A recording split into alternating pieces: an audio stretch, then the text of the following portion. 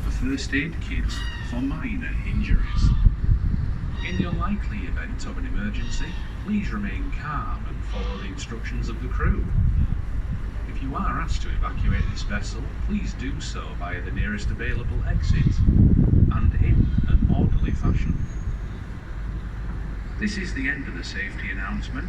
If you have any questions regarding safety or any aspects of this cruise, please direct your questions toward the crew. Just some introduction to your crew this evening. Downstairs behind the bar doing all the real work, we have Rebecca. My name is John, I'll be driving. I must remind you this is a no smoking vessel, which includes electronic cigarettes and vaping.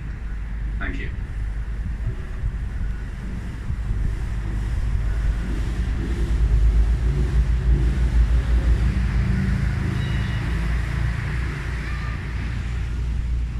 Just up ahead to our left-hand side we have the Park Inn Hotel.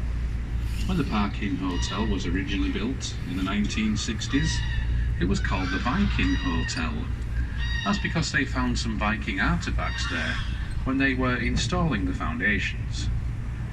Believe it or not, the hotel just on the left there won an architectural award in the 1960s for its design. It's a very blocky building. It's unlikely it would win in that category again. But with all good hotels, it's what's on the inside that counts. The Park Inn is actually the second tallest building here in York, right after York Minster.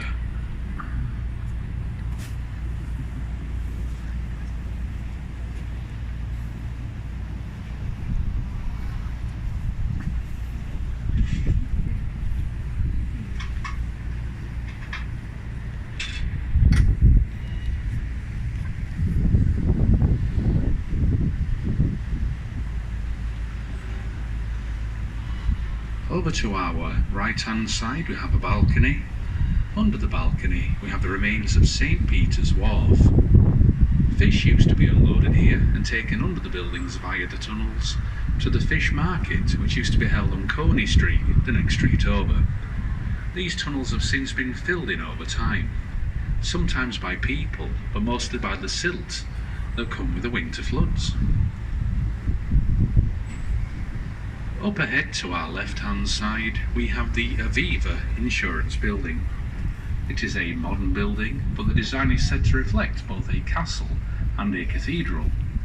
It is built entirely of magnesium limestone, otherwise known as Yorkstone. If you look across the river to the right-hand side, we have York's Guildhall, which is made of the exact same material.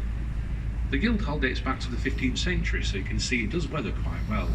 But I will talk more about the Guildhall on the way back downriver. To our right-hand side we have our City Cruisers boatyard. There has been a boatyard here since the 1840s. Originally you could hire rowing boats from here. Over time they got some steam-powered passenger vessels. Nowadays we have diesel engines to power our craft. Who knows what we'll have in the future. Ahead of us we have Lendal Bridge, and I'll also talk about Lendal Bridge more on the way back downriver. In medieval times a great chain was stretched across the river where the bridge stands now.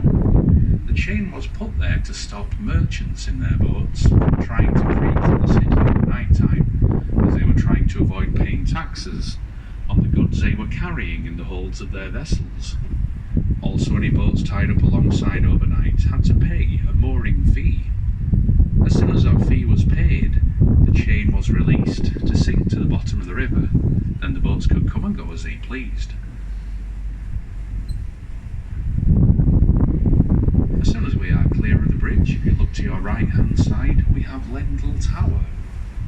Lendal Tower is a private residence nowadays, but you can also hire it out for holidays.